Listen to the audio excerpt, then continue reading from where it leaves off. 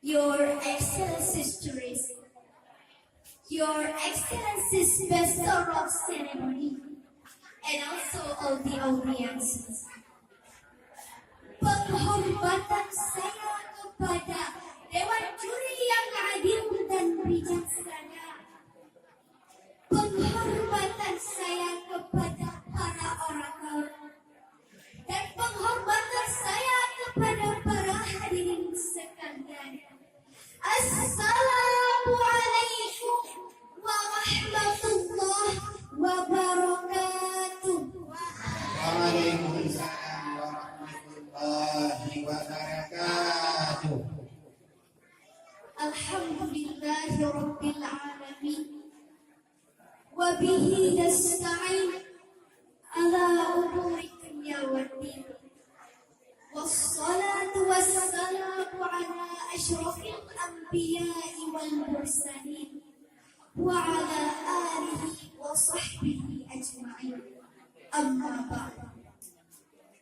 Puji beserta syukur marilah sama-sama kita panjatkan kepada Allah Subhanahu wa taala, yang mana oleh Allah telah memberikan kita ampunan dan rahmat sehingga kita bisa menyaksikan indahnya panorama dunia ini, yang telah menciptakan wanita-wanita begitu romantis, alis matanya yang tipis bagaikan semut yang berbaris-baris, senyumannya yang manis membuat iman semakin tipis, yang dulunya tinggal di Paris sekarang tinggalnya di Bengkalis akibat godaan-godaan para gadis. Semoga gadis-gadis di sini tidak ada yang materialistis. Selawat bermelodikan salam, marilah sama-sama kita panjatkan kepada seorang audiens Islam, kepada seorang audiens Islam yang gagah bagaikan raksasa, yang kuat bagaikan baja, yang lembut selembut sutra. Siapakah beliau? Beliau bukanlah pemain sepak bola Cristiano Ronaldo, bukanlah penyanyi terkenal Justin Bieber, tapi beliau adalah Nabi besar Muhammad Sallallahu Alaihi Wasallam,